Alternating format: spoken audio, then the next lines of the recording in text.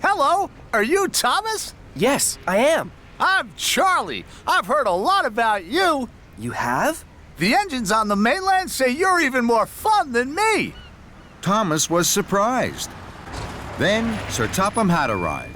Thomas, Charlie has a busy first day. Edward has broken down. Charlie must pick up Edward's freight cars of seats from the steamworks. Then he has to collect ice cream from the dairy and red carpet from Knapford Station. If Charlie needs help, I'm sure you will look after him. Yes, sir. Yippee! Want to come with me? Why? It'll be fun. Sorry, I'm busy.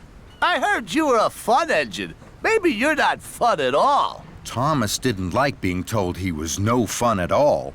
I'll come with you to the steamworks, and then I'll take Miss Spotty to the town hall. I'm sure I have plenty of time. So Thomas steamed slowly towards the steamworks, and Charlie followed behind.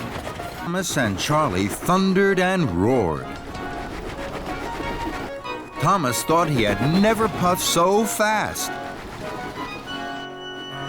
I'm first! Let's race again. Then Gordon whooshed past. He was huffing grandly. He was taking Sir Topham Hatt to the town hall. Thomas gasped. I'm late. I must whoosh like the wind to the town hall. Thomas pumped his pistons, and he chuffed away quickly in a cloud of steam. I mustn't be late. I mustn't be late.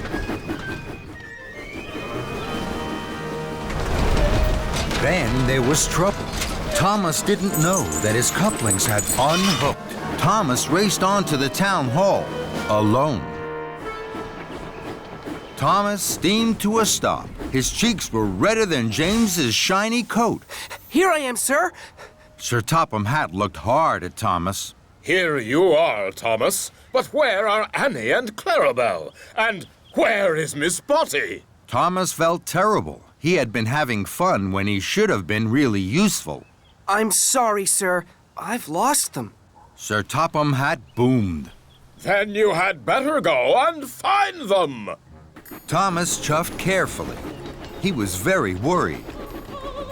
Then Thomas heard singing.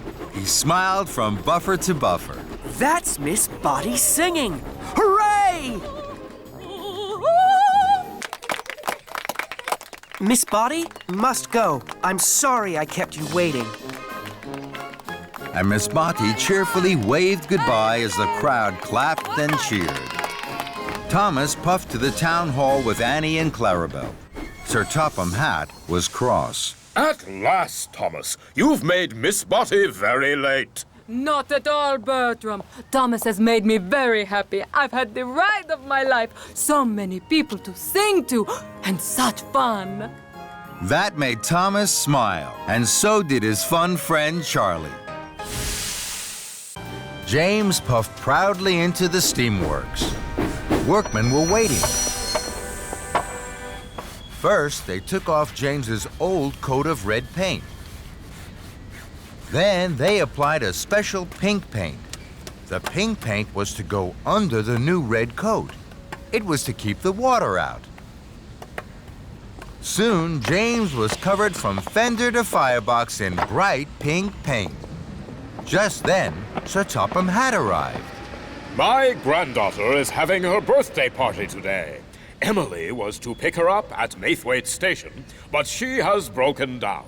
The other engines are busy. You must collect the children and take them to the party. But, sir, I'm not ready. You're quite ready enough, James. Leave right away. The party starts at tea time. I will take a shortcut through this tunnel. That way, I'm sure to chuff to Maithwaite on time. James puffed out of the tunnel. Then he heard a whistle. It's Gordon! Oh no! I don't want Gordon to laugh at my silly pink paint. I have to hide. So James reversed back into the tunnel and waited. Gordon pulled up to the tunnel. He could see steam. Who's hiding in there? Express coming through. Come on out. Then Thomas and Percy puffed up. What's happening? Who's in there? I don't know, but the express can't wait. If I keep hiding, I'll be late to pick up the children, and they'll be late for their party. So, with a puff and a huff, James chuffed slowly out of the tunnel. He was very unhappy. James, you're all pink. What a funny color. I'd hide too if I was bright pink. James felt terrible. All the engines were laughing, but James knew what he had to do. I feel very silly, but I can't let the children down. James pulled into Maithwaite. Sir Topham Hatt's granddaughter didn't laugh. And she didn't think James looked silly at all. James, you're a pink engine. Pink is my favorite color. James couldn't believe it. Do you really like pink? I love pink, and so do all my friends. Look! Pink is our favorite color! James was so happy it made his boiler bubble. I'm a very lucky engine! James puffed proudly into the town hall, just in time for the party. The children laughed and clapped their hands. James, the bright pink engine, was the hero of the day. Good morning, Cranky. What's good about it? It's the Duke and Duchess's party day. Party smarty. I don't go to parties. I'm stuck here loading and unloading all day. I haven't had a moment to rest my hook. That load is for me. It's eggs for the children to paint. Hurry up, Cranky.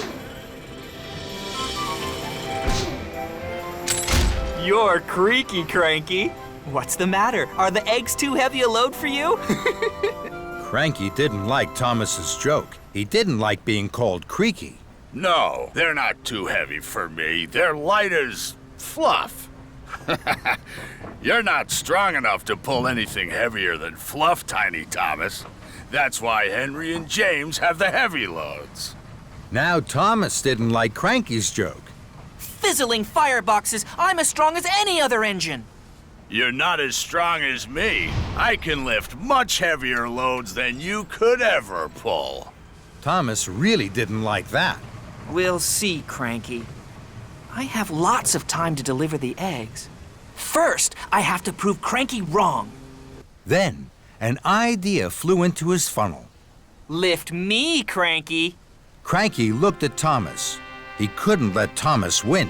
With a creak and a crank, and a crank and a creak, and very, very slowly, Cranky raised Thomas high into the air.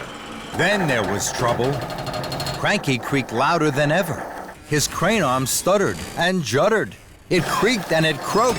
Then it cracked. Oh, no. Cranky's crane arm had broken, and it was all Thomas's fault. Then Sir Topham Hatt arrived. Thomas, what are you doing up there? I'm sorry, sir. I was... You are causing confusion and delay. The Duke and Duchess have no wood, straw bales, or eggs. Now I see you have them all here. Cranky is broken, and you, Thomas, think it's a good time to try being a bird. The Duke and Duchess are waiting, and you're as silly as Thomas. Cranky crumpled. The shame to be as silly as a steamy. Soon, a workman had climbed up Cranky. Slowly and carefully, Thomas was lowered and landed with a jolt and a judder.